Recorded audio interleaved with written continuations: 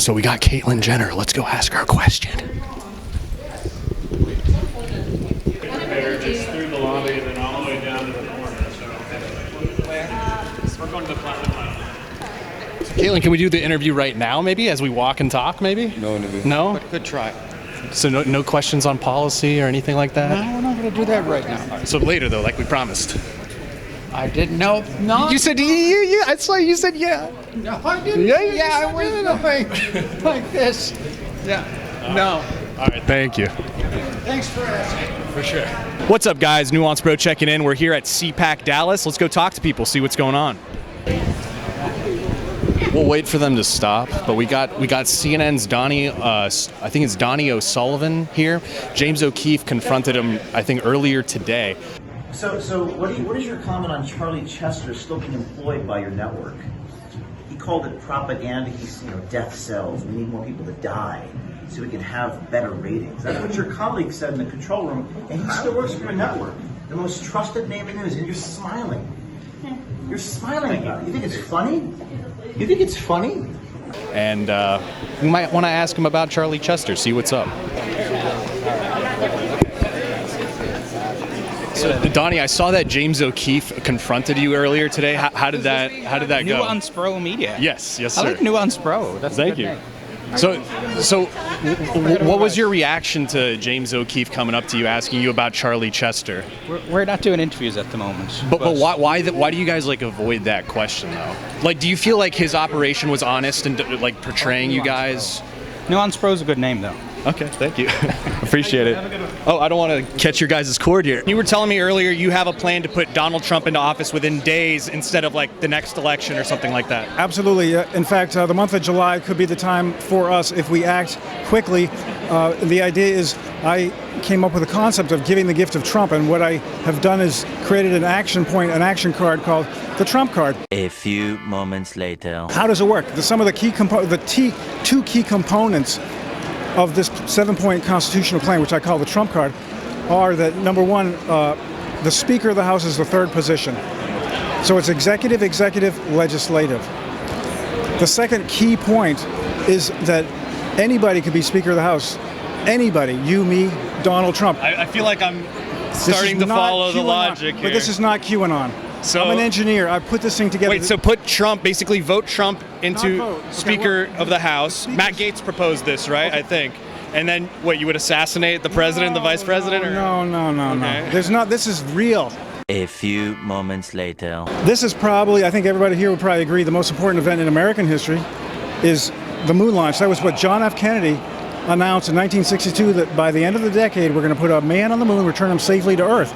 And that happened on July the 16th, 1969.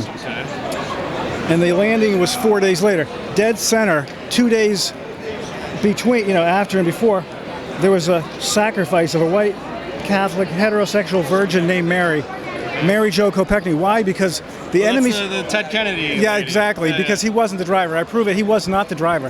He went through hoops making up. I don't know. So he didn't kill her. No, well, he did. He wasn't the driver. If you know any of the history, you'll see he concocted stories that were so preposterous. The media allowed him to get away with it that he. But how does this connect to getting Trump back into office? Oh, easily, because the Satanic sacrifices. Yes, I have a video I've created called Secret Satanic Sacrifices. But this is not QAnon related. Nothing. This is even crazier than that one. A few moments later. This is not my crazy imagination. Man, you have a lot of papers in there. Somebody's concocting this garbage. Oh my God, the globalists. Let me tell you something. The Freemasons. This is I'm telling you, it's a real deal. Check it. Yeah, it's all sacred art. Freemasons, yeah. Sacred geometry. Check this out.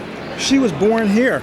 Mary Jo. Oh, man. Sorry, no, she was born here. She was born here. She died here, and I can prove you part of this plan was concocted in Hollywood. Part of it. A few moments later. But the point is, it's like Dallas Fort Worth. Her neighbor was guess who until she was 13. Joe Biden. Oh, okay. Was her neighbor until she was. I was going to say Lee Harvey Oswald or something. Until she was 13, Joe Biden was her neighbor.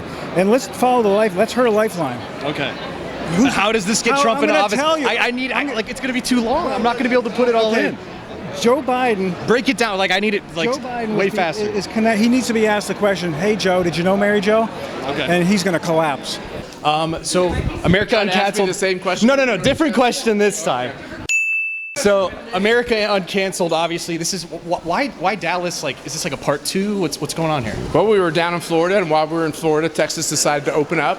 We went to Florida because Maryland closed down, and we figured Texas was the other mega red state that's doing the right things, and we decided to put together another nationwide CPAC in Texas. Okay. And so last time we talked about like there was a speaker who was on the stage, and then you said it maybe didn't reflect the values, but are they still welcome to attend CPAC and things like that? Anybody can buy a ticket at CPAC. So if someone like Nick Fuentes wanted to attend, they just got banned on Twitter, for example, would they be allowed to attend the conference? No idea. No Did he try to buy a ticket? I don't know. What are you trying to say? Well, I mean, is he allowed here? How are you guys? Good to see you. Is he allowed at the conference, or would he be banned from attending? What's going on between you and Nick Fuentes? You seem to like him a lot. You keep talking to me about I him. thought we're about free speech and uncanceled and things like that. Is someone like that welcome here at this? I would do nothing conference? to restrict Nick Fuentes' right to speak. He should have the right be allowed to at speak. CPAC. I'm happy to check and see. Did he try to get a ticket? Is that?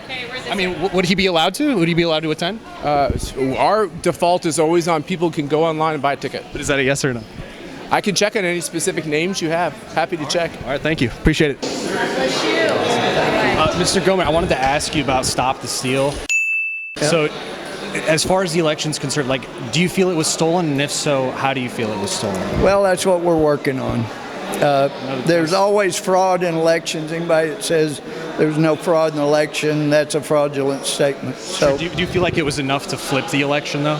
that's what we're working on finding out. Yep. With the Arizona audit, or what other methods to find out? I think Arizona, and then hopefully that will inspire Georgia to do what they need to, and Pennsylvania and Wisconsin. But I just know that all these people and all these entities that condemned anybody that objected and did not come after the Democrats that objected in January of 2017, they're total hypocrites because their objections in January of 2017, we didn't hold it against them. We knew they were wrong. We knew that they didn't win that. But anyway, we're seeing investigations, and we'll go from there. And you've obviously heard about the allegations that there's, there was FBI involvement potentially in the Capitol. I wish you would do more investigation of where fraud occurred and additional fraud occurred. I was trying to. So that would be better investigative journalism than just going after people that have concerns about. Well, I'm not going after anybody, but as far as the Capitol, Oh, okay. All right. Thank you so much. I appreciate it. Caitlyn Jenner, round 2. You ready? That's right. We're not doing interviews right now. But if you can't even answer my questions, how can the people of California trust you and vote for you if you can't even answer basic questions? Another time, brother. Thank you. Just basic policy. Come on. You're trying hard. All right. I got to do it. Your enthusiasm. Appreciate it. All right. I just remembered one more thing, if that's okay. I want to ask you what I consider probably the hardest gun control question to answer. So, because usually the narrative is gun control doesn't work. We see like, oh, the crime goes up. It doesn't really change. What do you say to people who say, well, we banned fully automatic rifles. We don't really see fully automatic rifles being used in mass shootings or crime for the most part. What would you say to people who say it worked for that? Why wouldn't it work for semi-autos? Well, I don't think that obviously I don't think that it's a good road to go down if that's what they're wanting to. Well, that goes back into making all semi-automatics NFA item. I think the NFA was unconstitutional. I think the Gun Control Act was unconstitutional. I think both of these pieces of garbage need to be repealed because it's an absolute abridgment on Second Amendment rights.